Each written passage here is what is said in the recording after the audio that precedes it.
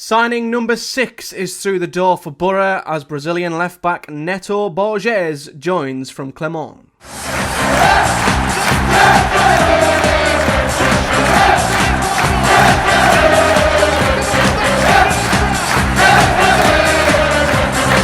What is up, guys? Welcome back to the channel, and we're here to talk about another new signing for the Boro. Neto Borges has joined the club. We're also going to have a little look at the overall squad and have a little speculation as to what it might look like and what might need to or not need to be done between now and the deadline, which of course is a matter of days away. But Neto Borges has joined Boro. He is the illustrious left-back we've been looking for all summer since, well, pretty much Banger's injury, albeit we've been linked with a certain man from Hull, which we're not going to mention anymore.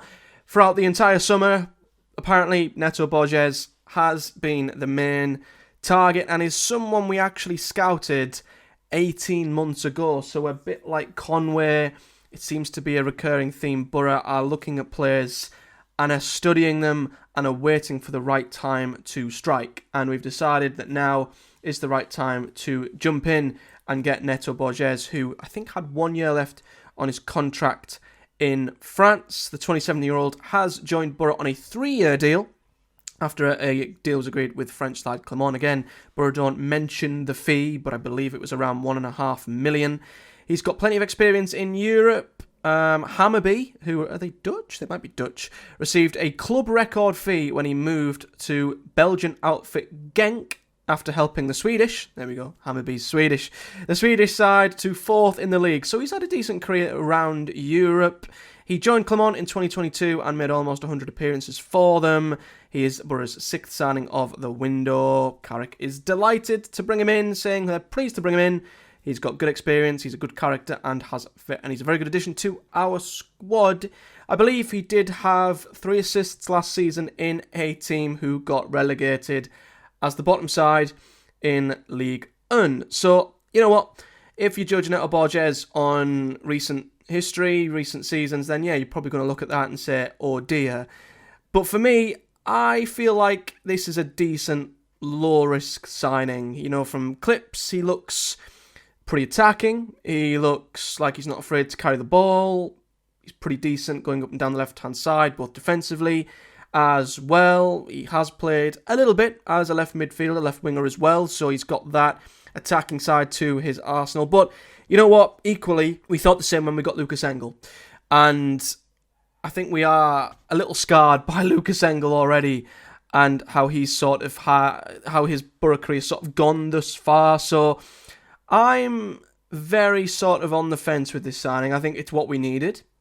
It's, you know, he's experienced, as he says, 27, so he's already played around Europe quite a bit. And I trust Carrick to get a good amount out of him. However, we've seen with Engel, he come to Boro and had a large spell of his career as a left winger. We were hoping would be this attacking winger who would get loads of assists like he did for Silkeborg.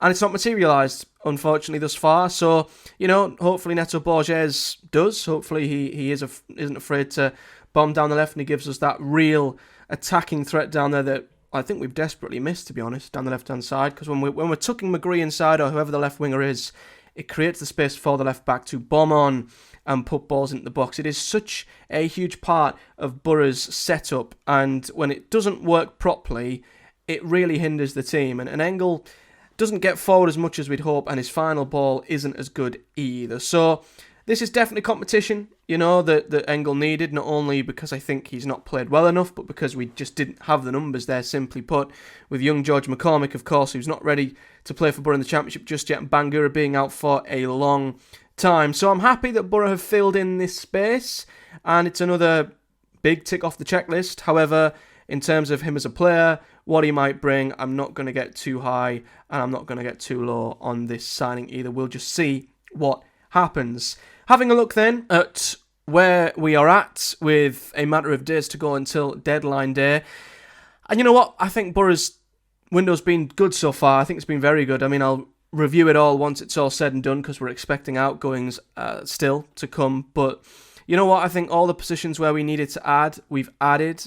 I wouldn't say any of the signings, maybe barring Tommy Conway, have been, unbelievable marquee signings. I think we've just been sensible in the areas that we've added. I think Aidan Morris especially is being an unbelievable addition to the team. But looking at the squad depth then, we look all right. We look good. They bang on about 2 good players in every position, and left back was the glaring area of the pitch where that wasn't the case. You could say it is now. Obviously in defence we've got Dieng, we've got Bryn in goal, we've got Glover, and we'll talk about potential outgoings and Tom Glover maybe being one of them in a bit. But across the back line, now we've got Borges in behind Engel. That's pretty good.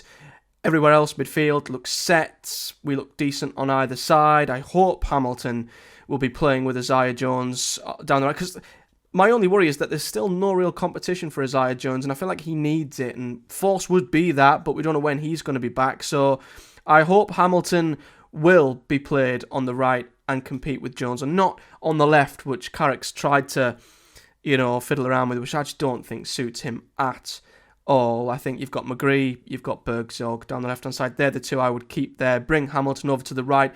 And then I think we've got good depth on each wing. In the middle, we obviously know we've got a good 4 with Hackney House and Morris Barlasser. Plenty of players who are versatile enough to play in Azaz's 10 role. You could have Conway there as a shadow striker. We've seen Gilbert thrive there. He's looked very good last season towards the end of it and has started this season really well. We know Hamilton can play there if needs be. Bergzorg as well, albeit I think they're better off either side. If we had an injury crisis, we've got plenty of options who can play in that spot. And up top, we've got 3 strikers there currently in Lath, Coburn and Conway, who could all play there. However, the rumoured outgoings would leave Boro looking like this. So, the 4 players who are seemingly possibly out the door, 2 of which I don't think are on this graphic, if I'm honest. Sonny Finch is one who we believe might be out the door. He might be going on loan, potentially. Tom Glover is another one who has seemingly been demoted to 3rd choice goalkeeper as opposed to Sol Bryn, who's now our 2nd choice. And with Tom Glover probably wanting to get into the Australia squad for the next World Cup, he'll want to be the number 1 somewhere.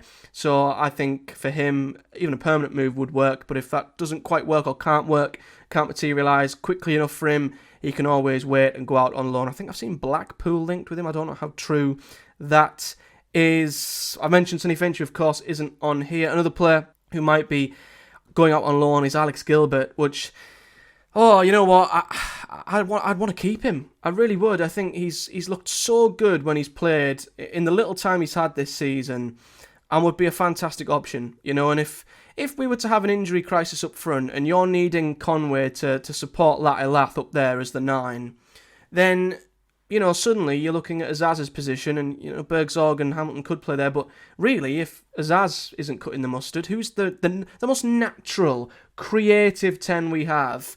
It would be Alex Gilbert, and I think he could really push Azaz for that position, genuinely. And yeah, I'd be disappointed to see him go out on loan. I mean, he's still our player, and I would be extremely jealous of the team who does get Gilbert on loan, and he could thrive and end up being one of their best players, and he could come back an absolute world beater, which is exactly what we want. But I still think he can add a lot to this Boro team. So if he goes out on loan, part of me will be gutted, part of me would be intrigued and excited for him, albeit I'd like to see him stay around. And the 4th potential outgoing is Josh Coburn, and the Josh Coburn chatter is one that will never end in Boro fandom. Some people love him, some people don't. Some people, I think, defend him way too much. Some people, I think, are way too harsh on Josh Coburn. My verdict is simple. I think he's a decent championship striker. He's not a top championship striker. He would be absolutely fine for a solid mid-table championship side who play to his strengths. Boro aren't either of those things. We are a promotion-chasing playoff side, and he just doesn't suit the way we play. He just doesn't suit the profile of striker that Michael Carrick wants. So that, on top of his age and the fact he needs to be probably playing a lot more at this stage in his career, I'm not opposed to Josh Coburn leaving. I mean, a loan or a permanent, it depends. Are we wanting him to develop further, come back, and then maybe try and break in again? Are we wanting him to go out, come back so we can sell him for more money? Or do we feel like his stock is at a point now where, it might not get much higher. If there's a team interested, willing to pay, let's just take the money now while the offer's on the table, because you don't know what might happen in the future, whether he gets injured, whether he regresses or what. So Millwall are the team linked. I think he would suit Millwall to the ground. Their direct style of play, I think he would suit them massively. It's the sort of club where I think he would start a lot and would thrive. So I think there's a perfect move for Josh Coburn right there. And I think it probably will happen.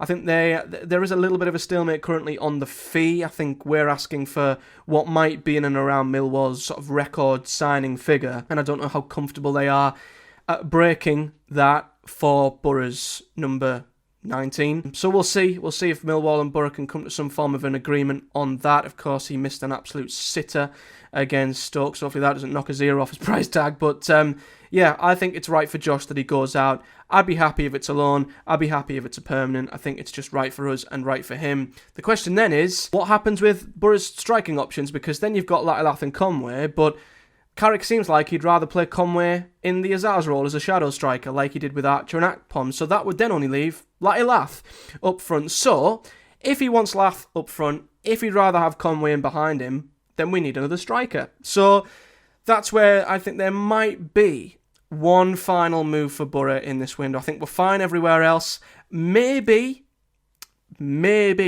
centre-back, because obviously we don't know what the hell's happening with Lenihan. Fry's vanished off the face of the earth, so we're having to bring in Luke Ayling and therefore have Dijksel on the right, which has now left us light on the right-hand side. Ideally, maybe, despite us on paper having 4 outstanding championship centre-backs, as it stands, only one of them's fit. So there could be an argument for a centre-back, which would be a loan. It'd have to be a loan. We do not need a 5th centre-back on our books permanently, but we could do with one just to help out with the current injury situation. So maybe centre-back is an area Boro might look to add if the right loan comes up, and I think you could say the same for striker as well. Strikers are, of course, the most difficult sort of player to sign, and I think with what Boro have spent this summer, they might just want to loan a striker from the Premier League if one comes available, who might add that little bit of Premier League quality, add a little bit of depth up front and give us something a little bit different, which again is not a high-risk signing. It's a loan, which we will happily give back at the end of the season or maybe look to sign on if things go well. That will obviously depend on if the right player becomes available, because last season, especially when we were looking at a striker last summer, the number of Premier League loan strikers available was very, very small. So I don't know if there are many strikers that Premier League sides would be willing to let go at this point. Premier League teams seem a lot less willing to let their young players go on loan nowadays than they used to, I've noticed. So I don't know how likely a loan would be for a Boro striker, but we'll see. So that's where I'm sort of looking at there, the sort of number of outgoings we could expect, and the areas I think Boro could still do a little bit of business, but overall I think we've had a very good summer and we've done really well. And I will review it all once the dust settles after deadline day. But let me know your thoughts then on Neto Borges as a signing. Hopefully he comes in and competes with Engel and maybe dispatches Engel at this point and is our starting left back. And any outgoings you would like to see between now and the end of the window, as well as any other areas of the team you think Boro should improve. But until next time, if you've enjoyed this video, guys, smash the like button, subscribe for more. Leave me a comment in the section below, as I say, with your thoughts. And until next time, guys, do take care. Thank you very much for watching, and I'll see you all in the next one.